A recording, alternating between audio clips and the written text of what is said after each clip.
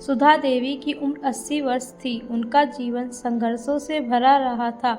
एक जवान बेटी की मां बनने के बाद उन्होंने हमेशा मातृत्व के सुख की कल्पना की थी, लेकिन नियति ने उनके जीवन में ऐसा तूफान ला दिया जिसने उन्हें मां बनने से पहले ही उस सुख से वंचित कर दिया। उनकी बेटी एक गंभीर बीमारी के कारण बहुत कम उम्र में चल बसी थी। इस हादसे ने सुधा देवी को पूरी तरह से तोड़ दिया। समय बीतता गया, परंतु सुधा देवी की गोद सूनी ही रही। जीवन के इस अंतिम पड़ाव पर आकर भी उनके भीतर एक अजीब सी तड़प थी, मां बनने की तड़प। यह कोई साधारण इच्छा नहीं थी, बल्कि उनके अस्तित्व का एक हिस्सा बन चुकी थी। उन्होंने डॉक्टरों के पास जाना शुरू किया, पर हर जगह से उन्हें यही जवाब मिला कि यह असंभव है। पर उन्होंने हार नहीं मानी। एक दिन उन्होंने अखबार में पढ़ा कि विज्ञान ने इतनी तरक्की कर ली है कि वृद्ध महिलाओं के लिए भी मातृत्व संभव हो सकता है। उनका दिल फिर से उम्मीदों से भर गया। उन्होंने डॉक्टरों से परामर्श किया, कई टेस्ट कराए और आखिरकार कृत्रिम गर्भधान IVF की प्रक्रिया से गुजरने का फैसला किया। यह फैसला आसान नहीं था। समाज, रिश्तेदार और डॉक्टर भी हैरान थे। समाज की बेड़ियां और संघर्ष। जब गांव वालों को पता चला कि 80 वर्ष की सुधा देवी गर्भवती हैं, तो उन पर तंज कसे जाने लगे।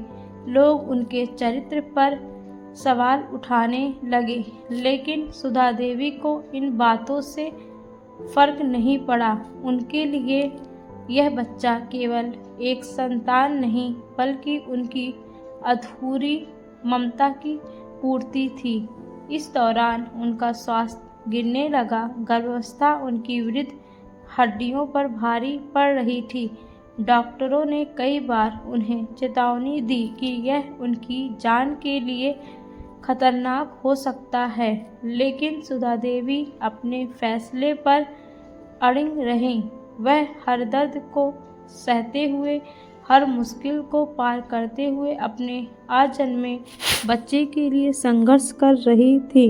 गर्भावस्था के 9 महीने पूरे होने को आए। पूरा गांव इस घटना को लेकर उत्सुक था। कुछ इसे चमत्कार मान रहे थे, तो कुछ पागलपन। फिर वो दिन भी आ गया जब सुधा देवी को असहनीय पीड़ा होने लगी। उन्हें अस्पताल ले जाया गया। डॉक्टरों की टीम उनके केस को लेकर असमंजस में थी।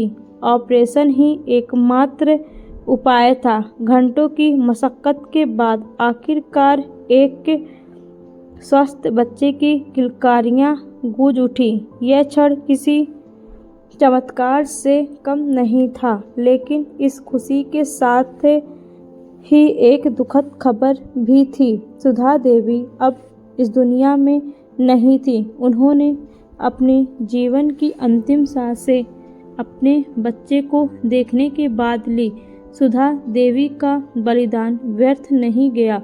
उनका बच्चा जीवित था और गांव वालों ने मिलकर उसे पालने का जिम्मा उठाया। उनकी कहानी ने पूरे देश को झकझोर कर रख दिया। विज्ञान और माँ की ममता ने मिलकर असंभव को संभव कर दिखाया था। यह कहानी सिर्फ एक औरत के संघर्ष की नहीं, बल्कि मातृत्व की शक्ति की मिसाल है। सुधा देवी भले ही इस दुनिया से चली गई, लेकिन उनका प्रेम और त्याग उनकी संतान में जीवित रहेगा।